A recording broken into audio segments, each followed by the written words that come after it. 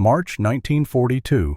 A factory worker's wrench froze mid-turn as he heard the pilot's words echo across the Buffalo assembly floor. "I'm not flying that death trap." It was the fifth test pilot to walk away from the Bell P-39 Airacobra that week. The aircraft sat gleaming under the hangar lights, fresh paint still drying on its distinctive mid-engine fuselage. Everything about it looked revolutionary, from its tricycle landing gear to its nose-mounted 37mm cannon. But the men who were supposed to fly it into combat had another name for the revolutionary design. They called it the Flying Coffin. What made this rejection particularly devastating was the timing. America desperately needed fighters. The factories in Buffalo were working around the clock 7 days a week to build enough aircraft to turn the tide against Germany and Japan. Yet here was a brand new fighter that nobody wanted to fly. British pilots had tested it and canceled their orders. The French never even received theirs before their country fell. American pilots took one look at the specifications and requested transfers to anything else. Even the manufacturer's own test pilots were starting to have second thoughts. The problem wasn't immediately obvious to someone looking at the aircraft. The P-39 was sleek, modern, and packed more firepower than almost any fighter in production. That 37mm cannon could punch through armor plate like tissue paper. The design was brilliant in theory. By moving the Allison engine behind the pilot, Bell Aircraft's engineers had created perfect weight distribution and opened up space in the nose for that devastating cannon. A long drive shaft ran beneath the cockpit floor, connecting the engine to the propeller through a complex series of gears and bearings. But theory and reality had diverged catastrophically. That drive shaft created vibrations that rattled through the entire aircraft, making precision flying nearly impossible. Pilots described it as sitting on top of a washing machine running at full speed. Worse, the engine placement meant that any mechanical failure sent metal fragments and flames directly toward the cockpit. In a conventional fighter engine, problems happened in front of you where you could see them coming. In the P-39, they happened behind you, often with no warning, until fire started licking at your back. The aircraft's most damning flaw became apparent the moment pilots tried to climb. The Allison V-1710 engine, powerful at sea level, choked and wheezed above 12,000 feet. This wasn't just an inconvenience, this was a death sentence. German Messerschmitt Bf-109s cruised comfortably at 25,000 feet. Japanese Zeros operated even higher. A P-39 pilot trying to intercept enemy bombers would find himself struggling for altitude, while enemy fighters dove on him from above with all the advantages of speed and position. Colonel Bruce Holloway, evaluating the P-39 for combat deployment in early 1942, wrote a scathing assessment that circulated through Army Air Force headquarters. The aircraft is fundamentally unsuited for the high-altitude interception role for which it was designed. Its ceiling is inadequate, its rate of climb is poor above 10,000 feet, and its handling characteristics at altitude are dangerous. I cannot in good conscience recommend this aircraft for combat operations against the Luftwaffe. That assessment should have killed the program. In any rational procurement system, an aircraft that couldn't perform its intended mission would be canceled, and the factory would retool for something more promising. But rationality had little place in wartime production. The United States was still reeling from Pearl Harbor. Factories were being built, workers were being trained, and production lines were being established. Canceling the P-39 would mean shutting down an entire manufacturing operation and starting over from scratch. The time lost would be measured in months, perhaps years. So the factories kept running. Workers in Buffalo continued riveting together airframes, installing engines, and mounting weapon systems on aircraft that American and British pilots refused to fly. By the spring of 1942, hundreds of P-39s were rolling off production lines with nowhere to go. They sat in storage fields across the country, rows of unwanted fighters, gathering dust while the war raged on without them. Then came an unexpected solution. The Soviet Union, fighting desperately against the German invasion, needed aircraft. Any aircraft. Joseph Stalin had made it clear through diplomatic channels that he needed fighters, bombers, and tanks in massive quantities, and he needed them immediately. The United States, eager to support its ally and keep the Eastern Front active, began shipping military equipment through the Lend-Lease program. Among those shipments were hundreds of P-39 Airacobras that nobody else wanted. American officials privately viewed this as a way to dispose of an embarrassing mistake while technically fulfilling their obligations to the Soviets. The thinking went something like this: send them the fighters we can't use, keep the good stuff for ourselves, and hope the Russians can find some use for them. If the P-39s proved as inadequate on the Eastern Front as they had in American hands, well, at least the loss wouldn't be American pilots. The aircraft began their journey in the most roundabout way imaginable. They were loaded onto cargo ships in American ports, sailed through U-boat-infested waters to Persian Gulf ports, then disassembled and transported overland through Iran into southern Russia. The journey took months. Many aircraft were damaged in transit. Some were lost to German submarines. But by late 1942, the first P-39s were arriving at Soviet air bases, where they received a reception very different from what they had experienced in America. Soviet pilots approached the Airacobra without preconceptions or prejudices. They didn't care about high-altitude performance because they weren't fighting at high altitude.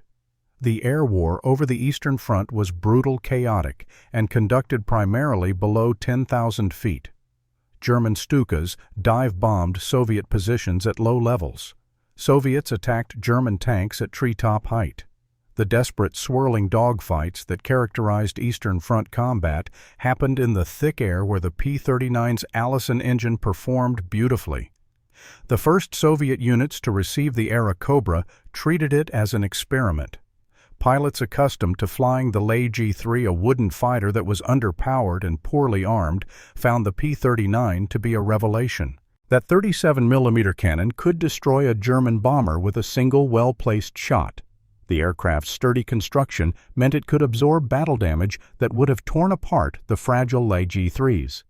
And in the low-altitude environment where Soviet pilots operated, the P-39 was actually faster and more maneuverable than many German fighters. Senior Lieutenant Grigory Rechkalov was among the first Soviet pilots to fly combat missions in the Airacobra. His initial assessment, filed in October 1942, revealed the cultural differences in how pilots evaluated aircraft. The American machine is heavy but solid. It does not climb well, but it dives like a stone. The cannon is magnificent. Today, I destroyed a Junkers Ju-88 with 3 shells. The entire tail section separated from the fuselage. This aircraft rewards aggression and punishes hesitation. That philosophy, aggression rewarded, hesitation punished, became the foundation of Soviet Airacobra tactics. Pilots learned to use the aircraft's strengths while avoiding situations that exposed its weaknesses. They attacked swiftly from advantageous positions, fired that devastating cannon, and broke away before enemy fighters could respond. In the hands of pilots who understood its capabilities, the P-39 transformed from a flying coffin to a lethal predator. The pilot who truly mastered the Airacobra was Alexander Ivanovich Pokryshkin, a name that would become legendary in Soviet aviation history. Born in 1913 in Novosibirsk, Pokryshkin had started the war flying obsolete Y-16 fighters, struggling against superior German aircraft with outdated equipment and tactics. When he transitioned to the P-39 in early 1943, he immediately recognized its potential. Pokryshkin developed a tactical system specifically designed around the Airacobra's capabilities. He called it the Formula for Air Combat, a methodical approach that emphasized altitude advantage, speed management, and precise gunnery. His pilots would patrol at medium altitude around 15,000 feet, watching for German formations below. When they spotted targets, they would dive, building tremendous speed close to point-blank range fire, a brief burst from the 37mm cannon, then zoom, climb away, using their momentum before enemy fighters could react. The tactic was devastatingly effective. Pokryshkin's personal score began climbing rapidly.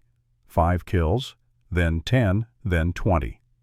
By the time the Battle of Kursk erupted in July 1943, he was the Soviet Union's leading ace, and his unit flying American-built Airacobras was one of the most effective fighter regiments in the Red Air Force. German pilots began recognizing his radio call sign and warning each other when Pokryshkin was airborne. Achtung Pokryshkin became a common transmission on German frequencies.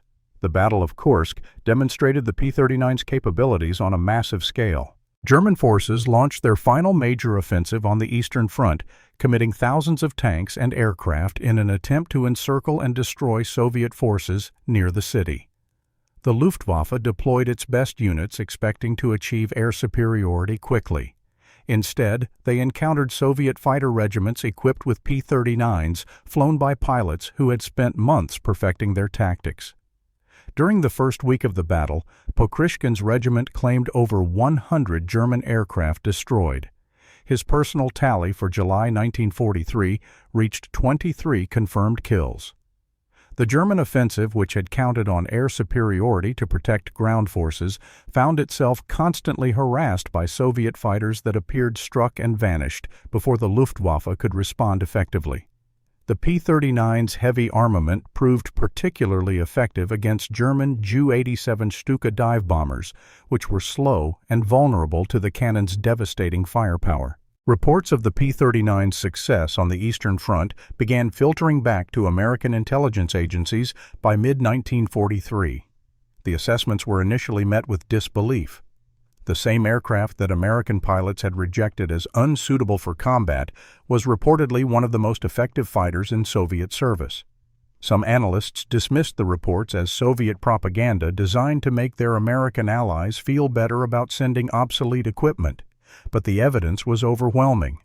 Soviet requests through Lend-Lease channels specifically asked for more P-39s, not P-51 Mustangs, not P-47 Thunderbolts, but more of the supposedly inadequate Airacobras.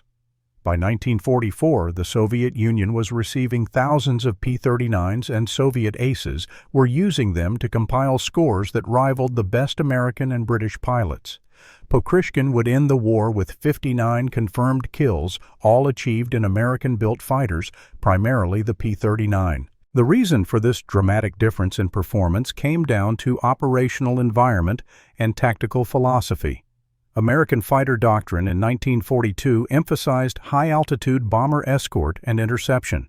The P-39 had been designed for exactly that role, but it failed miserably. Soviet doctrine emphasized low-altitude ground attack and tactical air superiority. For that mission, the P-39 was nearly perfect. The same characteristics that made it unsuitable for one type of warfare made it ideal for another. Back in the United States, Bell Aircraft's engineers were absorbing lessons from the P-39's contradictory reputation. The aircraft's failures had exposed critical design flaws, but its successes had validated certain innovative concepts.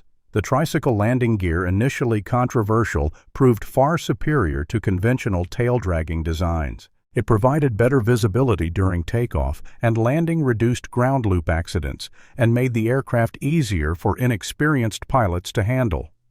The company began work on an improved version designated the P-63 King Cobra. This aircraft retained the P-39's basic layout but featured a more powerful engine, improved aerodynamics, and modifications based on combat feedback from Soviet pilots. The P-63 would never see significant American combat service, but like its predecessor, it would be shipped to the Soviet Union in large numbers and prove highly effective in Soviet hands. More importantly, the lessons learned from the P-39's design influenced the next generation of American fighters. The tricycle landing gear became standard on virtually all subsequent American aircraft. The emphasis on pilot visibility, which Bell had pioneered with the P-39's car door-style cockpit entry, became a priority in fighter design. The concept of mounting heavy, slow-firing weapons in the nose, validated by the P-39's success with its 37mm cannon, influenced armament choices for years to come.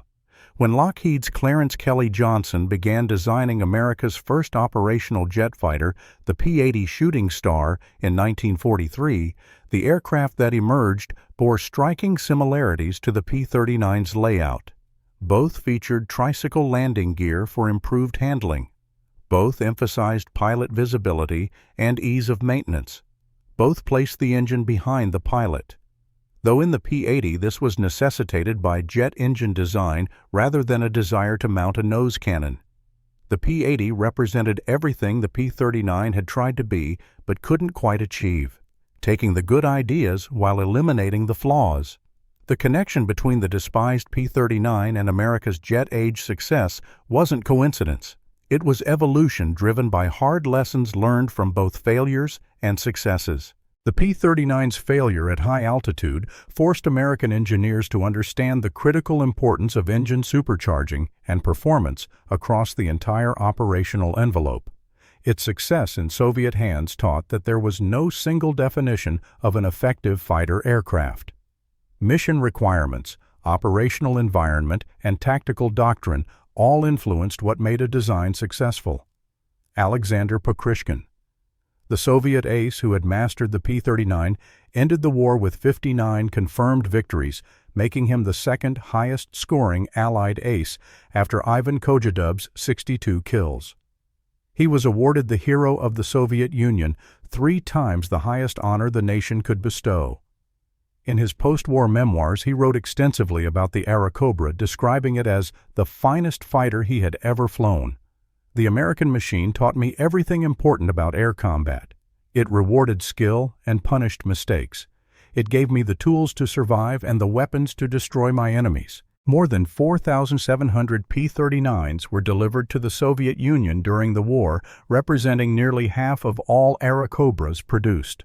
Soviet pilots flew them from Stalingrad to Berlin, racking up thousands of victories against the Luftwaffe. These were the same aircraft that American and British pilots had rejected as unsuitable for combat. The same flying coffins that test pilots had refused to fly. In Soviet hands, they became instruments of victory. The production lines in Buffalo finally shut down in August 1944 after producing 9,584 P-39s in various configurations. The workers who had built them probably never knew the full story of how their aircraft had performed in combat. They had read the negative reports from American pilots, heard the criticisms, and understood that the fighters they were building were considered failures by their own military. They couldn't have known that on the Eastern Front, those same fighters were helping turn the tide of the largest land war in history. By 1950, the P-39 had disappeared almost entirely from military service. Jets had taken over completely, rendering propeller-driven fighters obsolete except in limited roles. Most Airacobras were scrapped. Their aluminum melted down for other uses. A few survived in museums preserved as examples of wartime technology. But the aircraft's influence lived on in every American fighter that followed, carrying forward the lessons learned from both its failures and its unexpected successes. The story of the P-39 Airacobra challenges comfortable narratives about technological progress and military superiority. It reveals that success and failure are often context-dependent, that the same design can be both inadequate and excellent, depending on how it's employed. It demonstrates that innovation sometimes comes from unexpected sources and that the path to progress is rarely straight or predictable. American aviation designers who initially mocked the P-39's unconventional layout later adopted many of its features in their jet fighters. Soviet pilots who received the aircraft as cast-offs from their American allies transformed it into one of the war's most effective weapons. The lessons from this contradiction shaped American aviation for decades, teaching engineers that brilliance and failure often coexist in the same design, separated only by how and where that design is used. The engineers at Bell Aircraft, who had designed the P-39 with such high hopes, never intended to create a controversial failure that would find redemption in Soviet service. They had envisioned an innovative fighter that would dominate aerial combat with its unprecedented firepower and revolutionary layout. When American pilots rejected their creation, calling it a flying coffin, it must have been devastating. Yet their design choices, even the ones that failed, contributed to the foundation of American jet aviation. The factory workers in Buffalo who riveted together thousands of P-39s, knowing their product was unwanted by their own military, demonstrated a different kind of courage. They maintained quality and craftsmanship even when building aircraft that their own pilots called death traps. They kept the production lines running when conventional wisdom suggested the program should be canceled. Their dedication ensured that when the Soviets needed fighters, desperately aircraft were available to send them. Today, the few surviving P-39s sit in museums alongside Mustang's Thunderbolts and other celebrated fighters of World War II. Museum placards typically describe it as an unsuccessful design that found unexpected success in Soviet service. That assessment, while accurate, misses the deeper significance of the aircraft's story. The P-39 represents something more fundamental than success or failure in combat. It represents the messy, complicated reality of technological development where failures teach lessons just as valuable as successes. The fighter that nobody wanted ended up teaching American aviation designers everything they needed to know about building the world's finest aircraft. Its flaws exposed critical gaps in understanding. Its unexpected success in Soviet hands demonstrated that design requirements must match operational reality. Its innovative features, refined and improved, became standard elements of jet fighter design. The flying Coffin became the foundation for American air superiority in the jet age. When the North American F-86 Sabre, America's premier jet fighter of the Korean War era, took to the skies in 1947, it carried DNA from the despised P-39, the tricycle landing gear that made ground handling safe and predictable, the emphasis on pilot visibility and cockpit ergonomics, the understanding that fighter design required careful balance between competing requirements. These weren't abstract principles, they were hard-won lessons purchased with the embarrassment of rejection and the unexpected glory of Soviet victories. The story of the P-39 Airacobra reminds us that history's judgments are rarely simple or final. The aircraft dismissed as America's worst fighter contributed more to American aviation development than many celebrated designs. The flying Coffin that pilots refused to fly enabled Soviet pilots to achieve scores rivaling the war's greatest aces. The failure that should have been canceled taught lessons that shaped the future of aerial combat.